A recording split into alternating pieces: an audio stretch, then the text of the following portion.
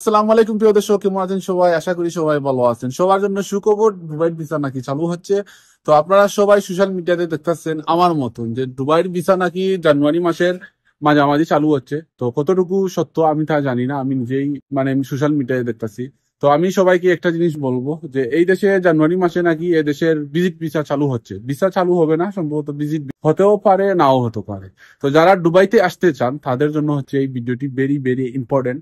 যারা দুবাইতে আসতে জানুয়ারি মাস আসলে আপনারা যদি শুনেন যে দুবাইয়ের ভিজিট ভিসা চালু হয়ে গেছে, সর্বপ্রথম আপনাদের যাদের আত্মীয় স্বজন ভাই ব্রাদার বাতিজা এই দেশে আছে ওদের সাথে পরামর্শ করবেন, ওদেরকে জিজ্ঞাসা করবেন যে এই দেশের যে বাংলাদেশি টেবলস গুলো আছে টেবলস গুলাতে গিয়ে বোঝার জন্য যে কতটুকু সত্য যে এই দেশের ভিসা চালু। তারপরে ভেবে চিন্তা করে সামনের দিক দিয়ে পাওয়া বাড়াবে। যদিও দুবাইয়ের ভিসা খুলে যায়, আপনারা চেষ্টা করবেন যাদের আত্মীয় স্বজন আছে এই দেশে ওদের সাথে যোগাযোগ করে টেবলসে গিয়ে নিজ দায়িত্ব ভিসা বের করার জন্য। দালাল ধরার কোনো প্রয়োজন নাই।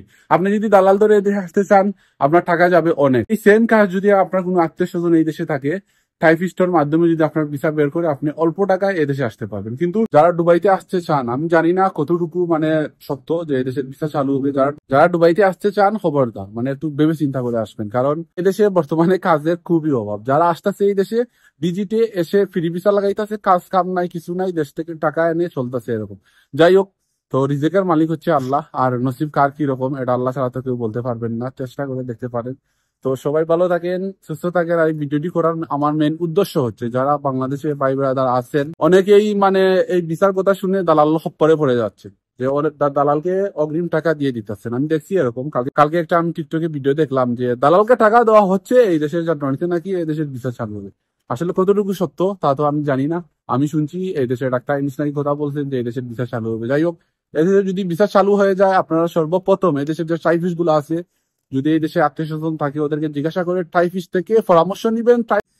টাইফিস থেকে ভিজিট ভিসা আপনারা বের করে আসবেন। টাইফিস থেকে ভিজিট ভিসা বের করা খুবই ইজি, অল্প টাকায় আপনারা আসতে পারবেন। আর আশা পরে হচ্ছে যা হয় আল্লাহর ইচ্ছা। যাই হোক গাইস, তো সবাই ভালো থাকেন, সুস্থ থাকেন। আর এই মুহূর্তে আমি উপস্থিত আছি সংযুক্ত আরব আমিরাতে আবুধাবি মেইন রাজধানীতে। গাইস, আজকে হচ্ছে ফ্রাইডে। তো প্রায় এখন টাইম 10টা বাজে। আমি এখন একটু পর নামাজে যাব। তো এখানে আসছি একটা ডাক্তার দেখানোর জন্য। এই দেখেন আমি বর্তমানে ইলেকট্রাতে আছি, আবুধাবি ইলেকট্রা। তো এই মুহূর্তে আমি উপস্থিত আছি। তো সবাই ভালো থাকেন। আসলে আমার বয়েল হতো ক্লিয়ার না আসতে পারে, এখানে খুব বেশি নয়েজ। এই দেখেন গাছপালা কি রকম লড়তেছে। সবাই ভালো থাকেন, সুস্থ থাকেন, খোদা হাফেজ।